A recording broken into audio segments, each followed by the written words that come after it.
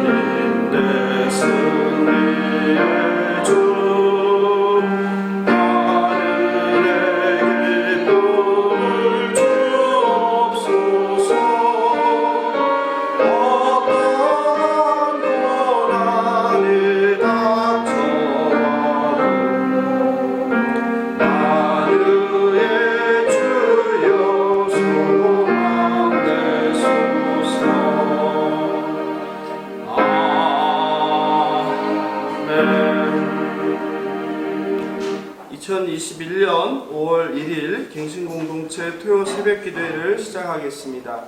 시편 3편 1절에서 8절을 교독하시고 묵상 기도하시겠습니다. 나눠드린 유인물을 보시면 됩니다. 여호와여 나의 대적이 어찌 그리 많은지요 일어나 나를 치는 자가 많으니이다. 많은 사람이 나를 대적하여 말하기를 너는 하나님의 구원을 받지 못한다 하나이다. 여호와여 주는 나의 방패시오 나의 영광이시오 나의 머리를 드시는 자이시니이다. 내가 나의 목소리로 여호와께 부르짖으니 그의 성산에서 응답하시는도다. 내가 누워 자고 깨었으니 여호와께서 나를 붙드심이로다. 천만인이 나를 에워싸 징신자 하여도 나는 두려워하지 않으리이다. 여호와여 일어나소서 나의 하나님이여 나를 구원하소서. 주께서 나의 모든 원수의 뺨을 치시며 악인의 일을 꺾으셨나이다. 구원은 여호와께 있사오니 주의 복을 주의 백성에게 내리소서.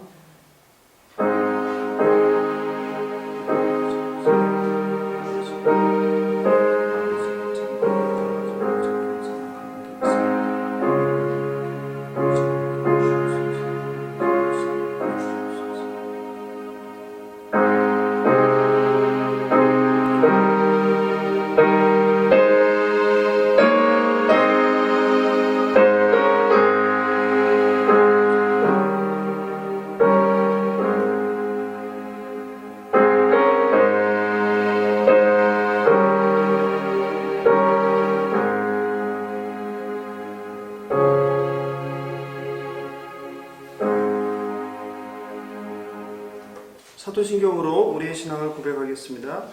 전능하사 천지를 만드신 하나님 아버지를 내가 믿사오며 그 외아들 우리 주 예수 그리스도를 믿사오니 이는 성령으로 잉태하사 동정녀 마리아에게 나시고 본디오 빌라도에게 고난을 받으사 십자가에 못 박혀 죽으시고 장사한 지 사흘 만에 죽은 자 가운데서 다시 살아나시며 하늘에 오르사 전능하신 하나님 우편에 앉아 계시다가 저리로서 산 자와 죽은 자를 심판하러 오시리니 성령을 믿사오며 거룩한 공예와 성도가 서로 교통하는 것과 죄를 사하여 주시는 것과 몸이 다시 사는 것과 영원히 사는 것을 믿사옵나이다. 아멘. 찬송가 318장 예수가 우리를 부르는 소리 1절 4절 부르겠습니다.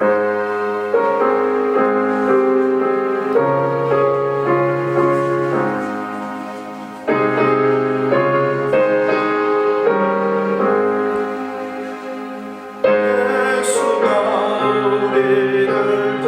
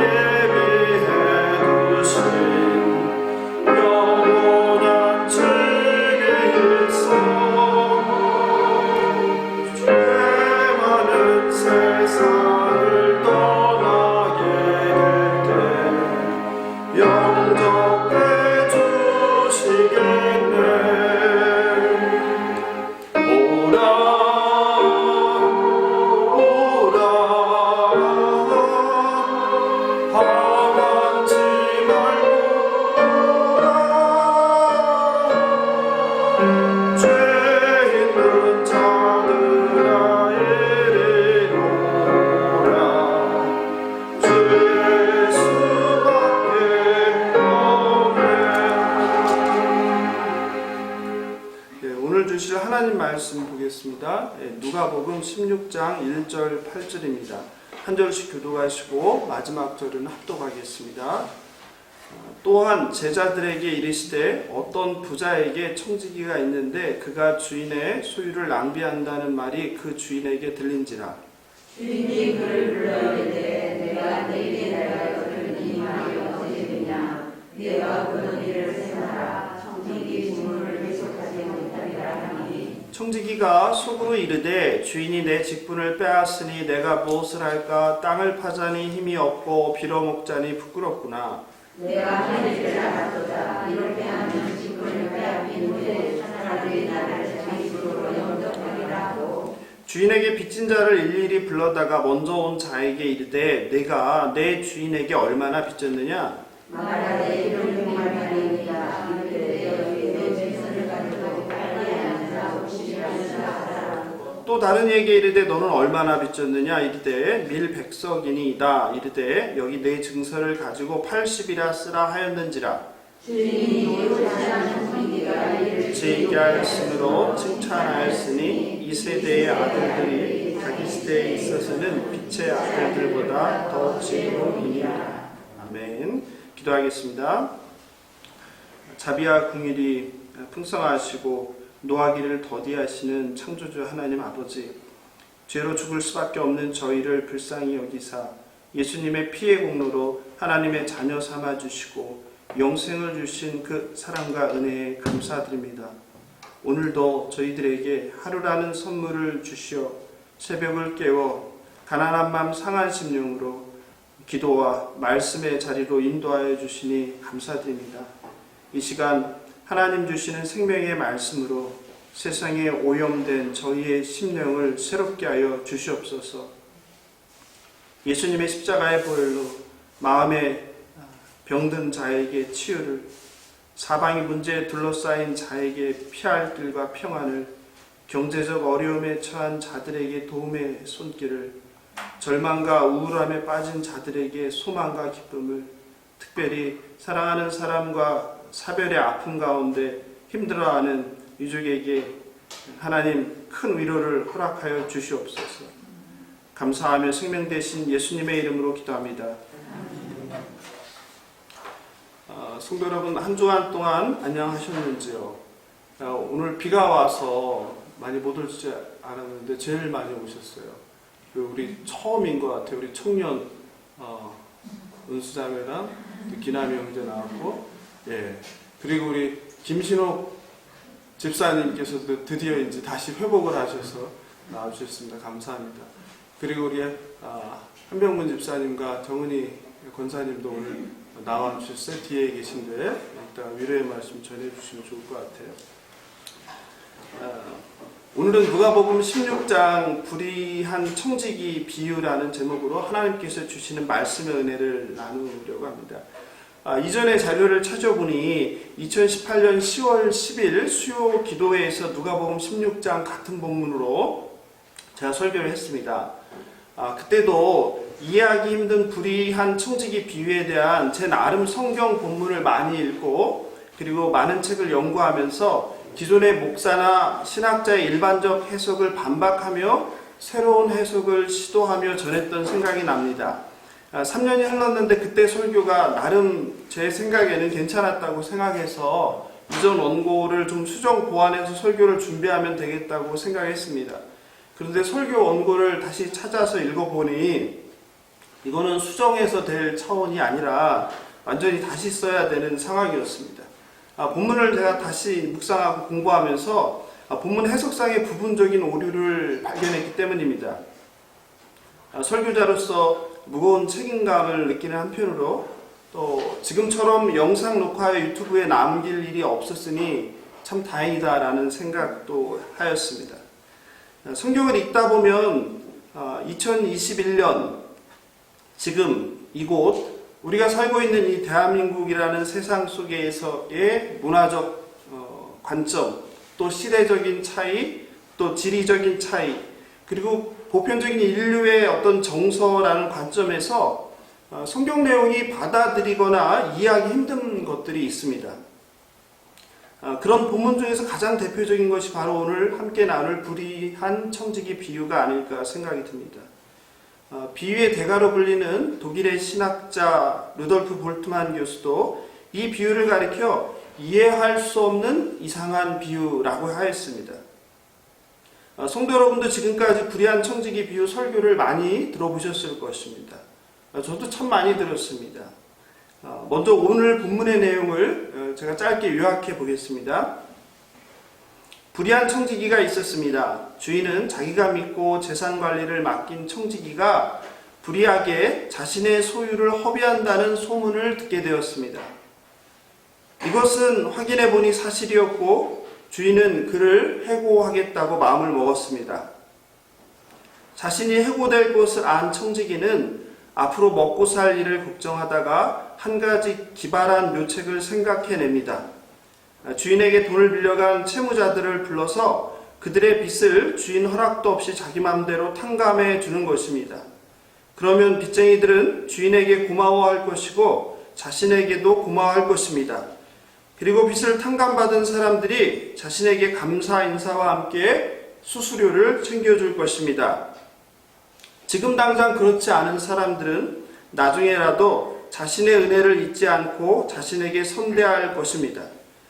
그는 해고되기 전에 빨리 이 일을 처리해야 했습니다. 그래서 서둘러 빚진 자들을 소집하여 한 사람씩 증서를 수정하여 채무를 탕감해 주었습니다. 과거에 개인적으로 이 본문에 대한 설교들을 듣고 주석을 읽을 때마다 이해되지 않았고 불편하였습니다. 불의한 청지기 비유를 이해하고 우리가 수용하기 힘든 몇 가지 이슈들을 소개하겠습니다. 사람들마다 다를 수 있지만 거의 대동소이합니다. 첫째, 주인 돈을 횡령하고 문서를 위조하기까지 한 범죄자인 불의한 청지기를 주인이 지혜롭게 행했다고 칭찬하는 것을 이해할 수 없다. 둘째, 오늘 읽지는 않았는데 9절에서 불의의 제물로 친구를 사귀라는 말을 하는데 이것은 너무나 비윤리적이고 비상식적인 이야기이다. 셋째, 돈을 탐한 불의한 청지기를 칭찬하였는데 13절에서 하인이 두 주인을 섬길 수 없는 것처럼 너희는 하나님과 재물을 겸하여 섬길 수 없다고 하는 점이다. 이게 세 가지입니다. 여러분은 어떻게 생각하시나요?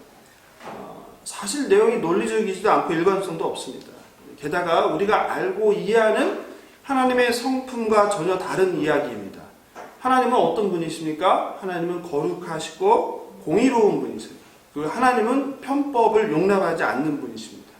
그런데 마치 편법을 조장하는 듯한 이 비유는 도저히 객관적으로 이해할 수도 그리고 우리가 아는 성경 상식으로 받아들이기도 힘듭니다. 한마디로 어불성설입니다. 성도 여러분, 예수님께서는 도대체 왜 우리의 기본 상식과 윤리와도 거리가 멀고 논리적이지도 않는 불의한 청지기 비유를 통해서 우리에게 무슨 말씀을 하려고 하는 걸까요? 먼저 오늘 본문을 제대로 이해하기 위해서는 먼저 저와 여러분이 불의한 청지기 비유에 대한 선입관, 고정관념이 과연 옳은 것인지에 대해서 살펴보아야 합니다. 대체로 이 비유와 관련하여 다음과 같은 선입관이 있습니다. 첫째, 주인은 소작인에게 폭리를 취한 나쁜 땅 주인이다. 둘째, 소작인은 불의한 청지기와 공모하여 주인을 속한 악한 자이다. 셋째, 지혜는 언제나 좋은 의미이다. 넷째, 불의한 청지기 비유는 하나의 독립된 사건이다. 다섯째, 청지기 비유는 16장 1절에서 13절까지이다. 이게 5가지인데요. 이 5가지에 대해서 제가 여러분이나 저나 아마 가지고 있었던 그런 선입견이에요. 그에 대해서 반론을 통해서 불의한 청지기 비유가 정말 무슨 뜻인지를 한번 살펴보도록 하겠습니다. 첫째입니다. 주인은 소작인에게 폭리를 취한 나쁜 사람인가에 대한 이야기입니다. 대부분의 사람들은 하나님은 공의로운 분이시기에 불의한 청지기를 결코 칭찬할 수 없다고 생각합니다. 그렇죠? 그런데 성경 본문에서 주인은 불의한 청지기를 칭찬합니다. 사실이죠. 저와 여러분은 성경 말씀이 잘못되었을 리 없다고 믿죠? 틀렸다고 믿는 분 안 계시죠? 그러므로 이제 거꾸로 가는 거예요. 하나님의 옳음과 성경 말씀이 옳다는 것과 불의한 청지기를 칭찬했다는 두 가지 사실의 근거에서 역으로 추론에 들어가는 거예요. 그래서 등장한 것이 바로 뭐예요? 주인이 나쁜 사람이 되어야 하는 거예요. 주인이 아마도 악덕 고리 대금 업자이거나 소작인을 착취한 농장주라는 주장이에요. 이런 주인의 탐욕과 악함을 잘 알고 있는 불의한 청지기가 불쌍한 소작인들을 위해 그들의 부당한 빚을 탕감해 주었다라는 주장이죠. 성경은 주인이 정확히 어떤 사람인지 말하고 있지 않은데 주인은 갑자기 억울하게 악덕 농장주가 되어버린 꼴입니다. 반면에 청지기는 죄가 드러나 해고될 상황에서 자신의 잘못을 돌이키지도 않았고 오히려 더 큰 범죄를 시도하고 있습니다. 거짓말로 사기를 치며 공문서 위조 등의 큰 범죄를 저지릅니다. 그러나 이에 대해서 주인이 분노했거나 아니면 그것에 대해서 또 징계를 하겠다는 언급이 전혀 없습니다. 도리어 주인이 종의 행위를 지혜롭게 하였다고 칭찬합니다. 게다가 누가복음 전체적인 맥락에서 살펴볼 때 주인은 악인이기보다는 선인일 가능성이 높습니다. 예수님의 비유들의 특징도 주인이 선한 사람일 거라는 것을 뒷받침합니다. 예수님께서는 비유에서 두 사람 혹은 두 집단을 대조하여서 하나님 나라를 설명합니다. 탕자와 아버지, 부자와 나사로, 불쌍한 과부와 불의한 재판장처럼 말입니다. 그런 맥락에서 불의한 청지기 비유도 어떻게 대조가 되겠습니까? 불의한 청지기와 선한 주인, 이런 대조를 통해서 하나님의 뜻을 드러내고자 하는 것일 것입니다. 그러므로 주인은 악한 사람이기보다는 오히려 선한 사람일 가능성이 높습니다. 두 번째 선입견입니다. 소작인들이 불의한 청지기와 공모하여 주인을 속인 악한 자들이라는 것입니다. 많은 설교자들이 이 비유의 교훈으로 성도들이 악한 자들의 꿰매 빠져 범죄에 연루되거나 공범 역할을 하면 안 된다고 적용을 합니다. 왜냐하면 본문에서 소작인들이 불의한 청지기의 공범이라고 해석했기 때문입니다. 소작인들이 주인이 따로 있는 것을 알면서도 자신들의 이익을 위해서 불의한 청지기의 불의한 제안을 알면서도 모르는 척 수용하였다고 해석하는 것입니다.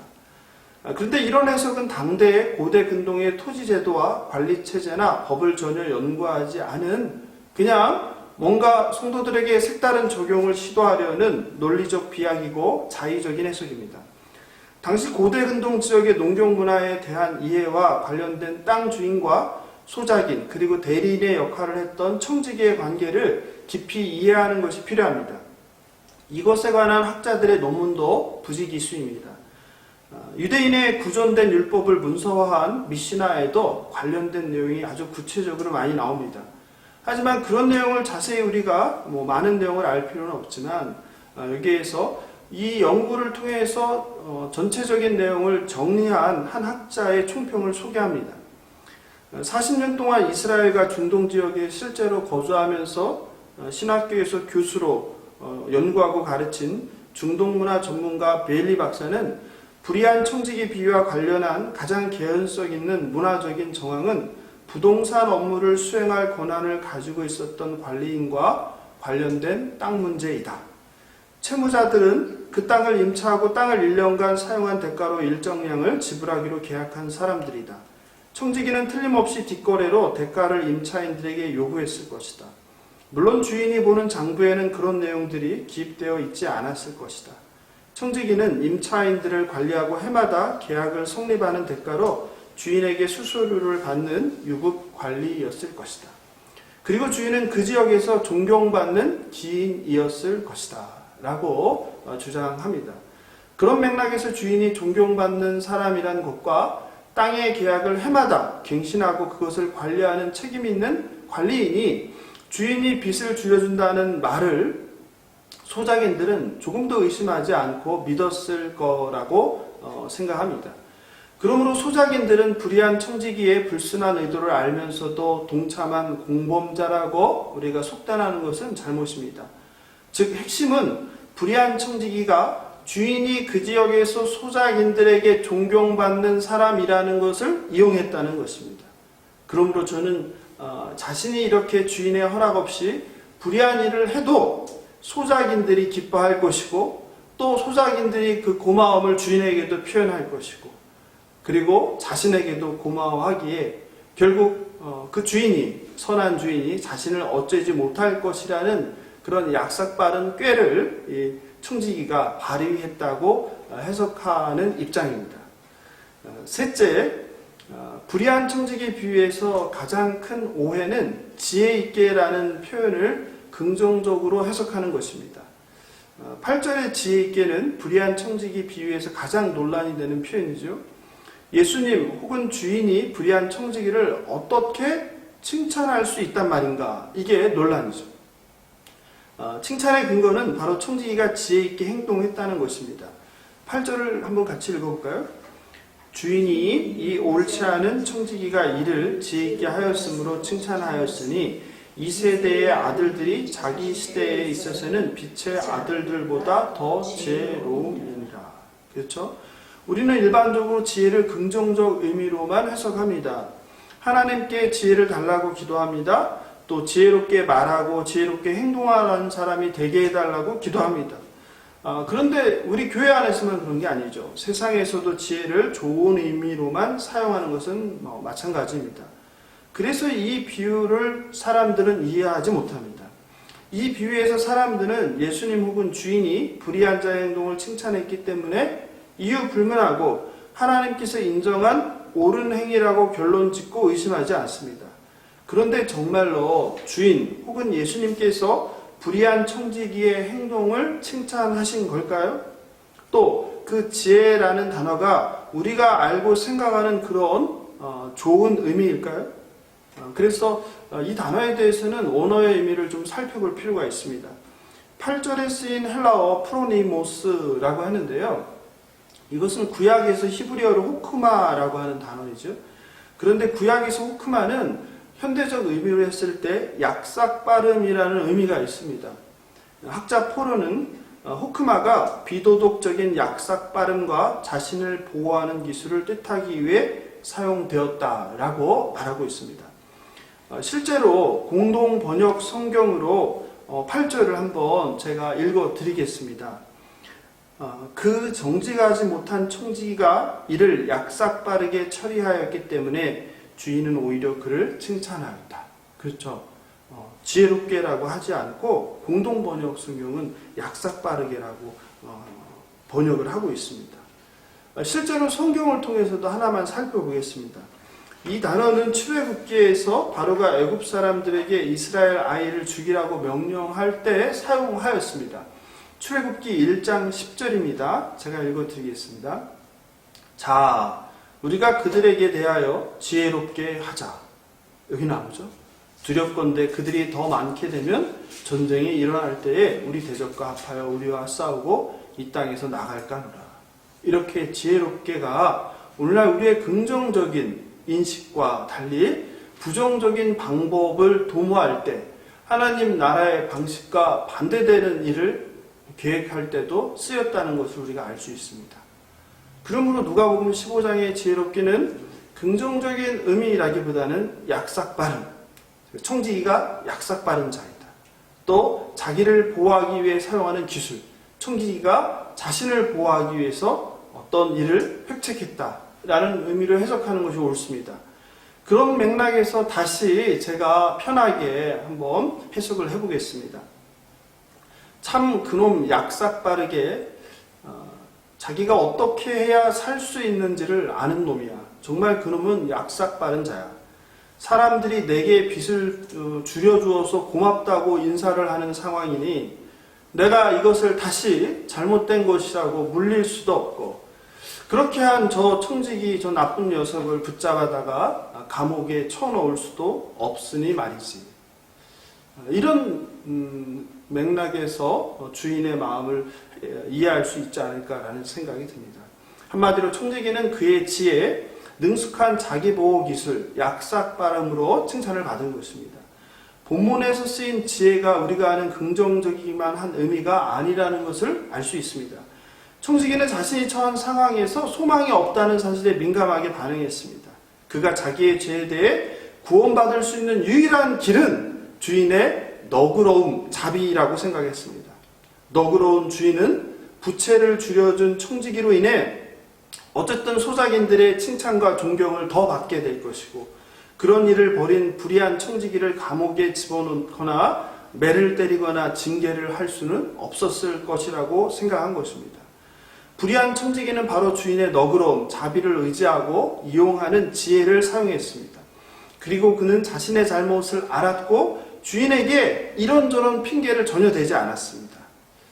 신학자 베일리는 자신이 직접 들은 이야기를 소개합니다. 1965년 예루살렘의 아랍인 지역 지도자 중 한 사람인 아부 알폰스가 이 비유의 현대판 이야기를 들려주었다. 1960년에 스파이로 유죄 판결을 받은 어떤 사람의 아내가 자기 남편을 풀려나게 하려면 어떻게 해야 할지 조언을 받으려고 아부 알폰스를 찾아왔다. 알폰스는 그 아내에게 왕궁 밖에서 왕의 행렬이 지나가는 것을 기다리고 있다가 왕이 탄 차가 지날 때쯤 그 앞으로 몸을 던지라고 말했다고 한다.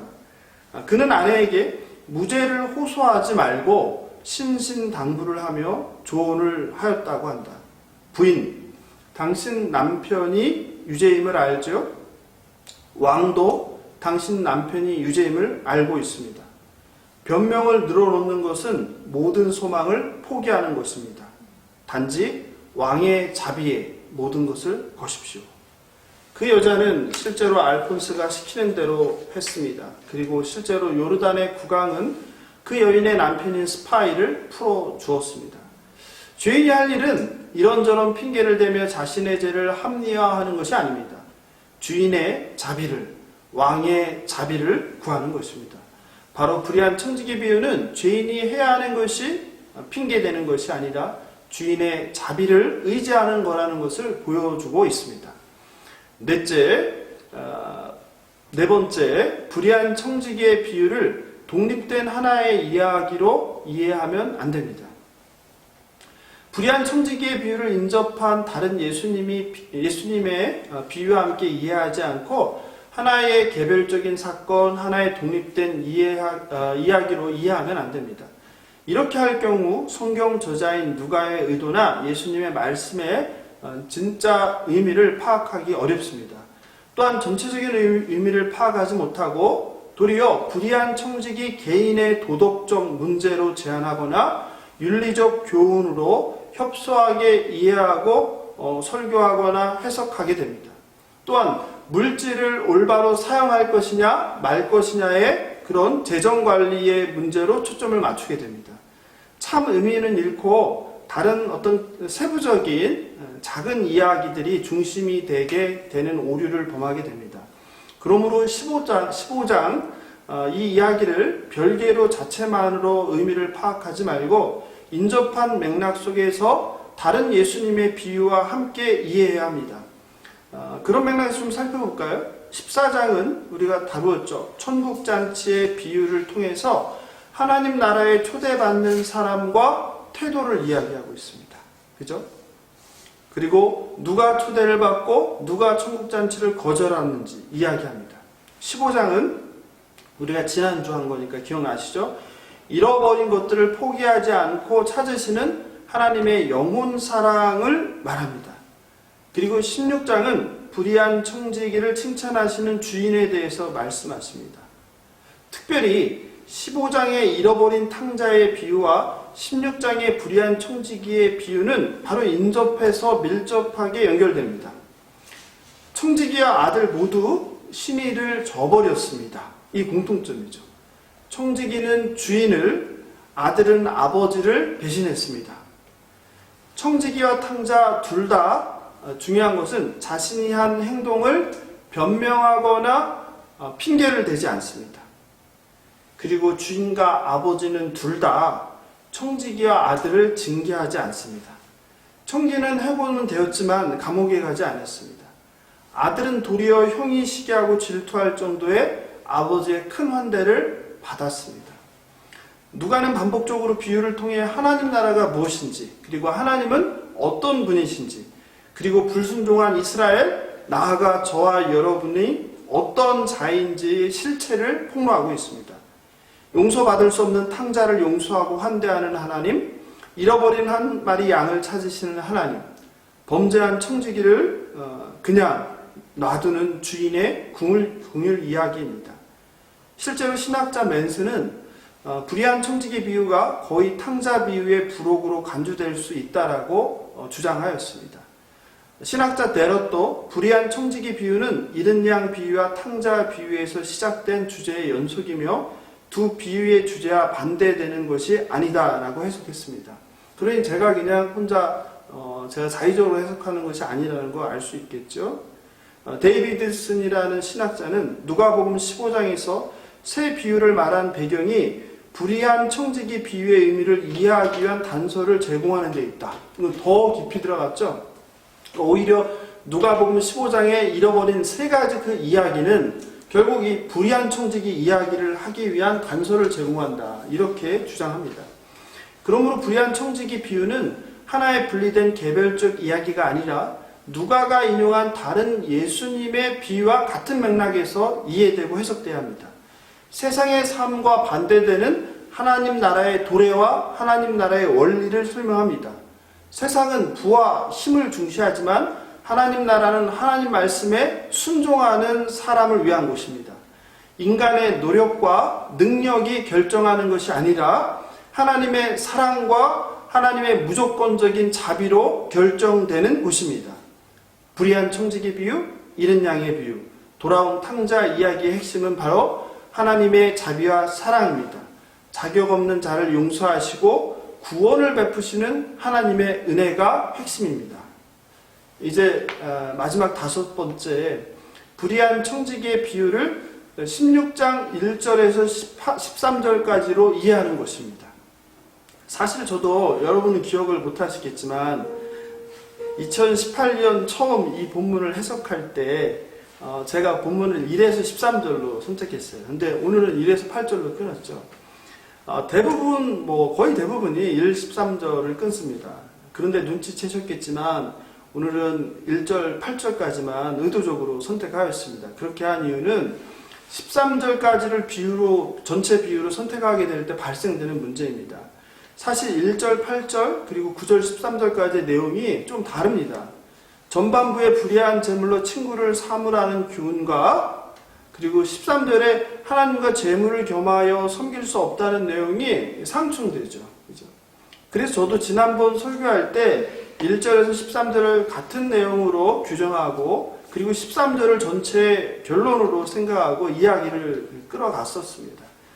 그런데 토요 새벽 기도회의 말씀을 다시 공부하다가 누가복음 전체의 맥락과 예수님의 비유들이 상관관계가 있음을 깨닫고 비교해보다 새로운 사실을 알게 되었습니다. 9절에 보면 오늘 본문은 아닌데 내가 너희에게 말하노리라는 표현이 나오는데요. 이것이 일종의 관용 표현처럼 단락을 구분짓는 역할을 하고 있습니다. 누가복음 11장 성경에 있으면 한번 찾아보십시오. 누가복음 11장 8절인데요. 거기도 똑같은 표현이 나옵니다. 즉 누가복음 16장과 11장에서 동일하게 내가 너희에게 말하노리라는 표현이 나옵니다. 이 내가 너희에게 말하노리라는 표현의 앞에는 뭐가 나오냐면 예수님의 비유가 등장합니다. 그리고 내가 너희에게 말하노니 이 뒤편에는 뭐가 나오냐면 그 11장을 보면 한밤중에 떡을 달라고 친구를 찾아 감청하는 그 비유 뒤에 예수님의 시가 8절에서 13절까지 나옵니다. 이거 우리가 시라고 하거든요. 대표적인 것이 11장 10절이죠. 여러분은 이 시라고 생각은 못하셨죠. 구하는 이마다 받을 것이요 찾는 이는 찾아낼 것이요 두드리는 이에게는 열릴 것이니라. 운율이 있죠. 대국법이 쓰였죠. 대국법을 쓴 시적 표현입니다. 오늘 본문 16장에서도 1절 8절까지가 불의한 청지기의 비유가 등장하고 9절에서 내가 너희에게 말하노니가 나옵니다. 그리고 8절 13절까지가 예수님의 재물과 하나님에 관한 시가 나오는 것입니다. 대표적인 것이 10절이죠. 지극히 작은 것에 충성된 자는 큰 것에도 충성되고 지극히 작은 것에 불의한 자는 큰 것에도 불의하니라. 그죠? 운율과 그 숫자가 맞죠. 그죠? 각 단어들을 대꾸에 맞추어 배열해 보면 이거를 그냥 일렬로 써서 그런데요. 단락을 연이라고 그러죠. 연을 쪼개서 이렇게 나눠 보면은 시이라는 것을 우리가 알 수 있습니다. 케네스 E. 베일리라는 학자는 누가복음 16장 9절 13절이 재물과 하나님이라는 단일 주제를 다룬 세연으로 잘 구성된 시라고 아예 주장을 합니다. 그는 또한 9절 13절은 그 자체로 완성된 시이며 앞에 불의한 청지기 비유와 상관없이 읽고 해석해야 한다고 주장하기도 합니다. 유대학자로 유명한 예레미야스도 9절에서 8절과 다른 비유 적용을 만난다며 별개의 자료로 이해하는 것이 바람직하다고 주장합니다. 베일리는 두 본문 1절 8절과 9절 13절을 하나의 주제로 읽을 경우 두 본문 모두 초점에서 벗어날 수 있다고 말합니다. 실제로 저도 그걸 하나로 읽다 보니까 초점에서 벗어났고 많은 설교자들이 범하는 실수입니다. 그러므로 여러분도 이런 선입관을 배제하고 오늘 불의한 청지기의 비유를 이해하면 좋겠습니다. 어떻습니까? 제가 지금까지 가장 대표적인 5가지 청지기 비유를 우리가 이해할 때 갖는 선입견 그리고 고정관념에 대해서 반박하는 이야기를 드렸습니다. 앞에서 불의한 청지기 비유를 이해할 때 이런 우리가 갖고 있는 선입관에 대해서 제가 반박한 이야기들을 들으니까 이 불의한 청지기 비유가 전혀 이상하고 이해할 수 없는 이야기가 아니라 그 참뜻이 무엇인지 또 우리가 얼마나 이거를 본문을 잘못 이해하고 해석했는지 좀 설득이 되지 않으신지요. 이렇게 할 때 저자 누가의 의도 또 예수님께서 이 비유를 통해서 우리에게 주시고자 하는 그 의미를 우리는 좀 더 정확하고 가까이 이해할 수 있다고 생각합니다. 그렇다면 궁극적으로 예수님은 불의한 청지기 비유를 통해 우리에게 무슨 말씀을 하려고 하시는 걸까요? 복음서에 등장하는 예수님의 비유에는 놀랍게도 비도덕적인 인물들이 등장합니다. 청지기 외에도 18장에 불의한 재판장, 11장에 밤에 방해받고 싶지 않은 친구, 이웃, 그리고 남의 밭을 사서 누군가의 보화를 제 것으로 삼은 사람들입니다. 신학자 스미스는 이것에 대해 다음과 같이 말합니다. 악하게 행동하는 불의한 청지기 비유는 이런 류의 비유들 중에서 단연으뜸이다. 이런 예를 사용하는 것이 그리스도의 가르침만이 갖는 유일하고 두드러진 특징이다. 이렇게 말했습니다. 위의 4가지 비유는 유대인의 가벼운 쪽에서 무거운 쪽으로 나아가는 원리를 사용해서 일반적으로 하물며라는 의미를 사용하여 강조한다고 합니다. 제가 예를 들어보겠습니다. 그게 무슨 의미인지. 과부가 불의한 재판장에게 자신이 원했던 것을 얻었다라면 하물며 하나님께서는 어떻게 너희들에게 하시겠느냐. 만일 한 사람이 한밤중 이웃을 찾아가 빵을 얻었다라면 하물며 너희가 하나님께 얼마나 많은 빵을 간구할 때 얻을 수 있겠느냐. 불의한 청지기가 죄를 지어 위험에 빠졌을 때 주인의 자비를 의지하여 빚진 자들의 빚을 줄여줌으로 문제를 해결하였다면 하물며 하나님께서는 너희에게 얼마나 크신 자비를 베풀어 주시지 않겠느냐 라는 뜻입니다. 그러므로 불의한 청지기의 비유는 사실 청지기와 청지기의 불의함에 집중하여 윤리적, 교훈 또는 올바른 재물 사용이란 측면으로만 접근해서는 안 됩니다. 신학자 톰 라이트도 그의 모든 사람을 위한 누가복음이란 주석에서 이 이야기는 돈이나 돈의 올바른 사용법을 다룬 도덕 교훈이 아니다라고 분명히 말하고 있습니다. 초점은 불의한 청지기가 아니라 그런 자를 용서하시는 주인 하나님이 주인공입니다. 15장의 돌아온 탕자 비유에서도 주인공이 돌아온 탕자가 아니라 용서하고 따뜻하게 안아주시는 아버지가 주인공인 것처럼 말입니다. 돌아온 탕자나 불의한 청지기에 집중하면 윤리적, 도덕적 교훈으로 본문을 잘못 이해하게 됩니다. 그러다 보면 당연히 청지기의 행동이 옳은가 그른가, 재물을 어떻게 올바로 사용할 것인가, 불의한 재물은 가난한 이웃을 위해 불법적으로 처리해도 괜찮단 말인가, 불법적인 것을 칭찬하시는 하나님은 과연 옳은가라는 질문을 하게 됩니다. 하나님의 행동과 말씀까지 옳은지 그른지를 우리 자신이 판단하는 우를 범하게 됩니다. 그러므로 불의한 청지기의 비유를 통해서 우리에게 주시는 메시지는 인간은 반복하여 죄를 짓는 부패한 존재라는 사실입니다. 반면에 하나님은 그런 부패한 죄인을 참고 인내하며 기다리시고 돌아오면 용서하시는 사랑과 자비의 하나님이십니다. 그렇습니다. 하나님은 자비와 그리고 공의이십니다. 하나님은 심판과 사랑이십니다. 사람은 죄를 짓고 하나님 나라에 탈락할 위기에 직면하는데 그 대표가 불의한 청지기입니다. 그는 주인이 맡긴 돈을 횡령하여 심판받고 감옥에 가서 죽어야 마땅한 존재입니다. 그런데 그것도 모자라 또 다른 범죄를 획책합니다. 그런데 하나님께서 그의 잔꾀가 구원의 은총을 받게 됩니다. 전적인 주님의 자비입니다. 다시 한번 우리가 주의할 것이 있습니다. 그것은 예수님께서 불의한 청지기의 정직하지 않은 불의한 행동을 칭찬한 것이 아니라는 사실입니다. 예수님의 칭찬은 불의한 자가 주인의 자비로움을 의지하고 붙잡은 것을 칭찬한 것입니다. 하나님의 구원이 우리의 행위가 아니라 하나님의 자비에 있다는 것을 의미합니다. 물론 저와 여러분이 하나님의 구원에 감사하며 구원받은 백성으로서 정직하고 거룩한 삶을 살아내는 것이 중요합니다. 그런데 우리가 꼭 기억해야 합니다. 구원은 행위가 아닌 믿음에 근거한다는 사실입니다. 구원은 저와 여러분의 공로나 행위에 의해 결정되는 것이 아니라 전적으로 하나님의 자비에 달려 있습니다. 이 비유는 하나님 나라의 도래와 위기에 처한 한 죄인의 이야기입니다. 하나님의 공의의 심판을 받기에 마땅한 죄인의 이야기입니다. 죄인이 살 수 있는 길은 그의 노력, 공로, 성품, 의를 자랑하거나 붙잡는 것이 결코 아닙니다. 오직 죄인이 살 길은 죄를 정직하게 고백하고 하나님의 자비와 용서를 구하는 것입니다. 마찬가지로 저와 여러분이 살 길은 오직 완전하시고 신실하신 하나님 아버지를 붙잡는 것입니다. 이것이 바로 불의한 청지기의 교훈입니다. 하나님은 99마리 양을 두고 한 마리 잃어버린 양을 찾아 나서는 분입니다.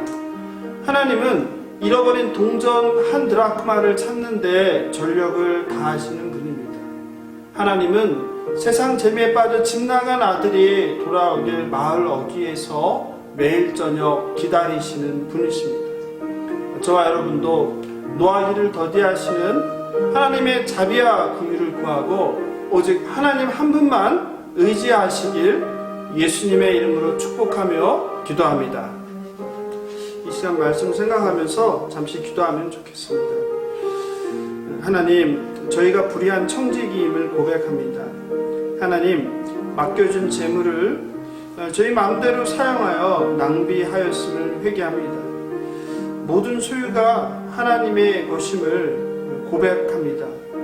선한 청지기로 하나님께서 저희에게 허락하신 재물을 잘 관리하고 하나님 나라를 위하여 사용하게 하옵소서. 나의 노력, 공로, 선행으로 구원을 이루려는 저희들의 어리석음을 용서해 주옵소서. 하나님의 자비와 긍휼만을 바라고 의지하게 하여 주시옵소서.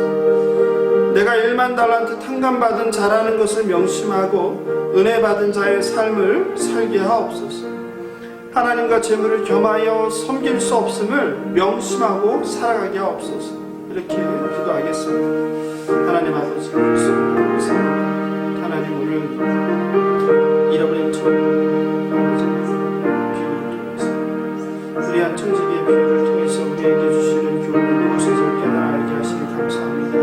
그렇습니다. 우리는 가능성이 없는 존재일 뿐입니다. 우리는 틈만 나면 죄를 범하고 나 자신밖에 모르는 존재입니다. 하나님 아버지, 저희들을 불쌍히 여겨주시옵소서. 오직 우리가 의지할 것은 예수 그리스도의 피의 공로임을 믿습니다. 오직 예수 그리스도의 십자가만이 우리를 구원을 줄 수 있음을 믿습니다. 예수 그리스도에는 어떤 구원의 길이 없음을 우리는 믿습니다. 온전히 하나님만 바라고 있는 저희들 되게 도와주시옵소서. 아버지, 물질을 사랑하지 않게 하여 주시고 아버지, 만몬이 세상을 장악하는 시대 가운데 하나님께서 주시는 그 물질을 잘 관리하는 저희들 되게 하여 주시옵소서.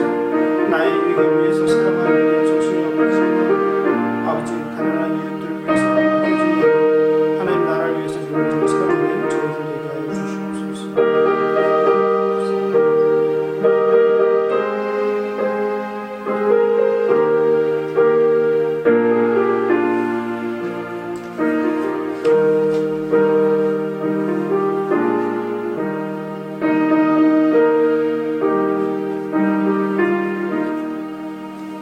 내 모든 시험 무거운 짐을 주 예수 앞에 아뢰이면 근심에 쌓인 날 돌아보사 내 근심 모두 맡으시네.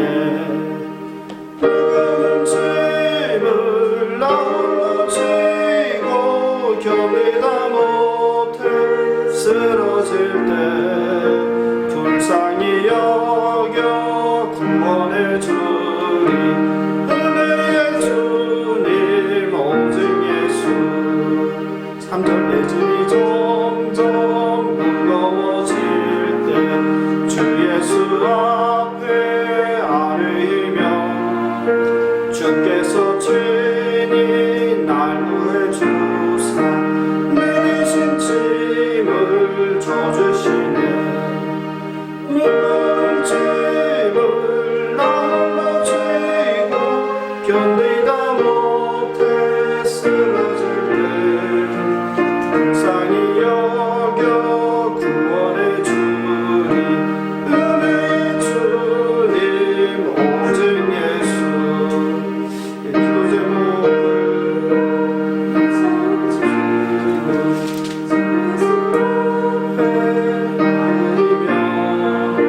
예수는 나의 능력이 되사 세상을 이길 힘 주시네.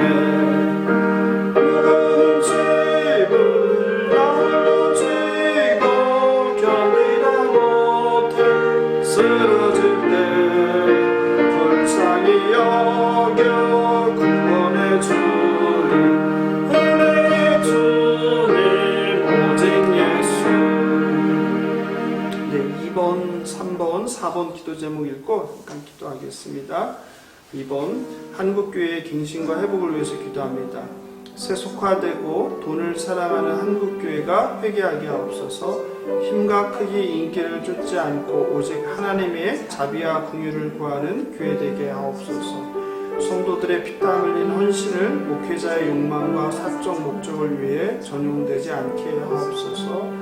3. 나라와 민족을 위해서 기도합니다. 빈부격차가 해소되고 정의롭고 공정한 나라가 되게 하옵소서. 청년들이 취업, 주거, 결혼 등의 현실의 장벽으로 절망하지 않고 미래에 대한 희망과 소망을 갖는 나라가 되게 하소서. 코로나 백신 접종의 부작용이 없게 하시고 코로나가 사라져 일상과 경제를 회복시켜 주옵소서. 예수 그리스도의 복음으로 북한 땅을 덮어 평화와 자유의 나라가 되게 하옵소서. 4. 열방을 위해서 기도합니다. 미얀마의 평화와 자유를 위해서 기도합니다. 기득권을 지키기 위해 무고한 시민을 살상하는 군과 권력자들을 하나님의 공의로 심판하시고 그 땅에 예수 그리스도의 복음이 전파되게 자비와 긍휼을 베풀어 주옵소서. 코로나 팬데믹의 위기 가운데 인도를 위해서 기도합니다. 코로나로 무수한 사람들이 치료도 받지 못하고 생명을 위협받고 죽어가고 있습니다. 그 땅을 불쌍히 여기시고 치유하여 주옵소서. 함께 2번, 3번, 4번 기도 제목 가지고 기도하겠습니다.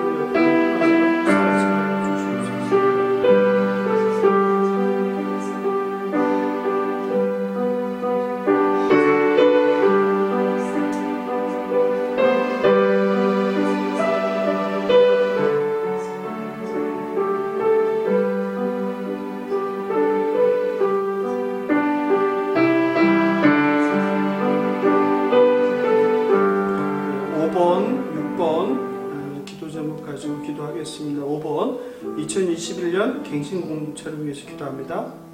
갱신 공동체가 물질과 세상임에 의존하지 않게 하옵소서. 오직 하나님을 경외하며 주님께서 찾으시는 한 영혼을 사랑하게 하옵소서. 지도자들에게 지혜와 명철을 주시고 공동체를 온유와 겸손으로 섬기며 진리의 길로 이끌게 하옵소서. 찬양팀, 주일학교, 경조부, 예배부, 순장반, 대학부, 청년부 각 부서마다 성령 충만으로 기쁨과 감사가 넘치게 하옵소서. 6번 공동체 환우들을 위해 기도합니다. 상한 갈대를 꺾지 않으시고 꺼져가는 등불로 끄지 않으시는 하나님께서 자비와 공유를 환우와 가족들에게 베풀어 주옵소서. 특히 지금 권 집사님께서 어제 금요일 오후에 이제 중환자실에서 일반 병실로 옮기게 되셨어요. 근데 그게 몸이 이제 좋아지셔서 옮긴 게 아니라 그래도 가족들과 마지막 남은 시간이 얼마일지 모르지만 인사하기 위해서 옮기게 되었어요. 가능하면은 하나님께서 시간을 좀 더 주셔서 만나야 되는 사람들을 다 지금 코로나 때문에 한 번에 못 만나고 한 명씩 만나야 되니까 그런 시간을 좀 주시고 또 우리 15년 넘게 남편 돌보느라고 지치고 마음 가운데 너무 공고한 우리 김명아 집사님 붙들어 주셔서 마지막 남편과 하고 싶은 이야기를 충분히 할 수 있는 그런 시간 되게 해달라고 기도해 주시면 좋겠습니다. 백혈병과 싸우는 최 집사님, 오랫동안 침상에 누운 청년, 폐암과 싸우는 권사님, 림프암, 대장암, 각종암과 당뇨와 신부전증, 루게릭병, 그리고 또 매주 이제 신장 투석을 하셔야 되는 우리 권사님 계세요. 집사님도 계시고 이렇게 고통받는 하나님의 아들, 딸들을 불쌍히 여겨주셔서 치유의 은총을 주옵소서. 우울증과 정신질환으로 고통받는 환우들 민서와 재승이를 불쌍히 여기시고 치유하여 주옵소서.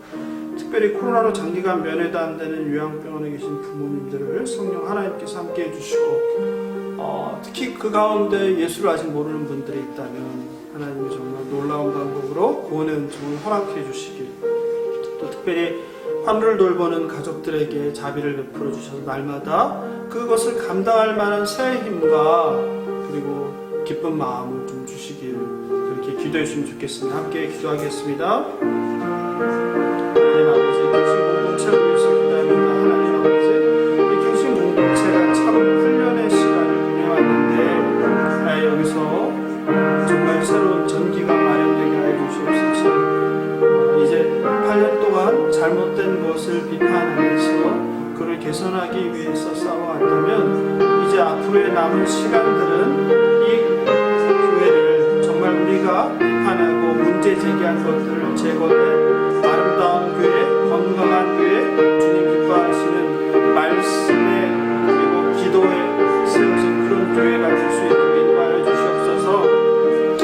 교회들이 세속화와 타락하여 세상의 손가락질을 받는 시대 가운데 정말 하나님 기뻐하시는 아름다운 교회 공동체를 세워나갈 수 있도록 이 마당 기도회를 사용하여 주시옵소서. 갱신 공동체 각 사람이 남의 일로 생각하고 뒷전에서 바라보지 않고 이 교회가 하나씩 하나씩 만들어져 갈 수 있도록 주여 축복하여 주시옵소서. 주님과 할 수 있는 것이 아무것도 없음을 고백합니다. 특별히 새롭게 리더십을 세우셨으니 아버지 그 리더십들을 통하여서 그들에게 넓은 마음과 눈과 그리고 넓은 귀를 주셔서 성도들의 의견들을 잘 듣게 하시고 아버지 이 공동체를 정말 함께 잘 만들어갈 수 있도록 주님 은혜를 베풀어 주시옵소서. 하나님 특별히 각 부서들이 있습니다. 주일학교, 찬양팀, 경조부, 예배부, 순장반, 대학부, 청년부 각 부서마다 활력이 넘치게 하시고 늘 감사와 기쁨이 넘치게 하시고 신앙생활의 감격과 은혜를 경험하게 하여 주시옵소서. 무엇보다도 매주 주일 예배를 불쌍히 여겨주시고 주일 예배 가운데 올바른 진리의 말씀이 선포되게 하시고 주일 예배에 나오는 성도들이나 영상으로 가져오는 성도들이나 말씀의 능력을 깨닫게 하시고 말씀으로 새롭게 하시고 복된 시간 될 수 있도록 축복하여 주시옵소서. 환우들을 위해서 기도합니다. 상한 갈대를 꺾지 않으시고 꺼져가는 등불도 끄지 않으시는 하나님께서 자비와 긍휼을 환우들에게 베풀어 주시옵소서. 특별히 중환자실에서 한 달 넘게 고생하다가 아버지 이제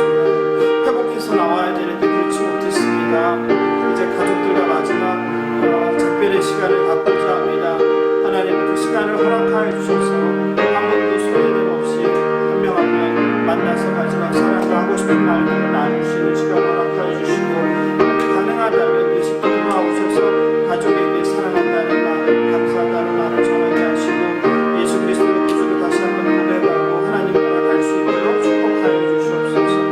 하나님 질병으로 고통받는 너무 많은 하루들이 있습니다. 암으로 고통받는 하루들이 있습니다. 아버지 신장으로 고통받는 하루들이 있습니다.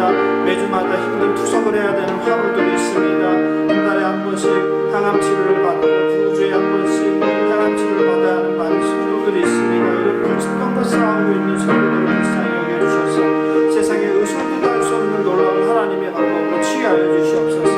머리부터 발끝까지 예수 그리스도의 불을 덮어주셔서 깨끗함을 받게 하여 주시옵소서. 나음을 받게 하여 주시옵소서. 치유함을 받게 하여 주시옵소서.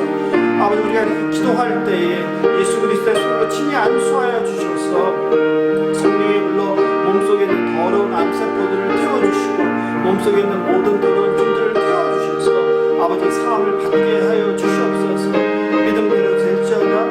예수님의 옷자락만 만짐으로 나음을 입은 것처럼 놀라운 치유 역사가 우리 갱신 공동체의 가족들 간에 있는 환우들마다 그들이 아는 이웃들 가운데 환우들마다 나음을 입는 기적을 경험하는 놀라운 축복된 시간 될 수 있도록 은혜를 베풀어 주시옵소서.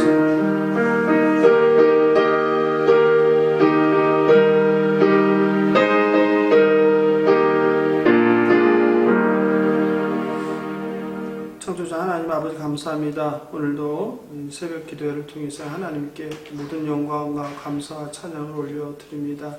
특별히 주님을 사모하여서 말씀이 갈급하고 하나님을 만나고 싶어서 이 자리에 무릎 꿇는 주님의 아들, 딸들을 기억하여 주시고 오늘 이 시간을 통해서 올려드린 모든 기도를 주께서 기뻐 받아주시고 꼭 필요한 때 하나님께서 응답하여 주시옵소서.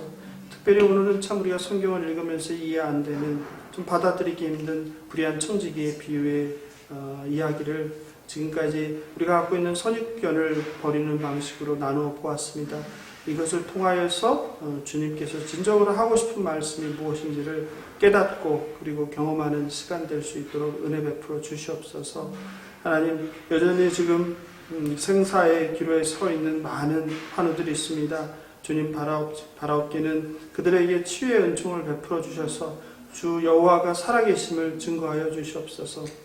특별히 곁에서 이러지도 저러지도 못하고 안타까운 심정으로 돌보는 환우들의 가족들을 주께서 불쌍히 여겨주셔서 날마다 새 힘을 주셔서 늘 그 힘든 일을 잘 감당케 하시고 우울하거나 낙담하지 않게 하시고 절망하지 않게 하시고 그 일 가운데 하나님의 뜻과 그리고 감사와 기쁨도 경험할 수 있도록 축복하여 주시옵소서.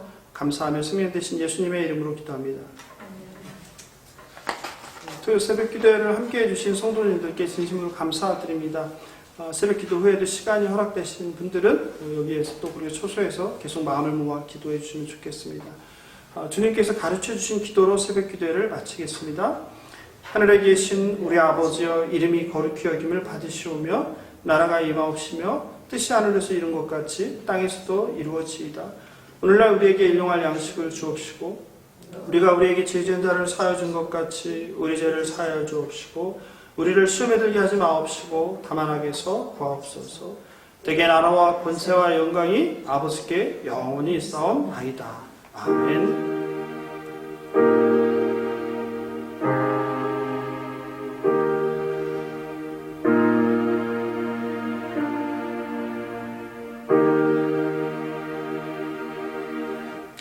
감사합니다. 저는 다음 주 토요일 새벽 6시 30분 301호에서 또 뵙겠습니다. 한 주간도 건강하시고 안녕히 계십시오.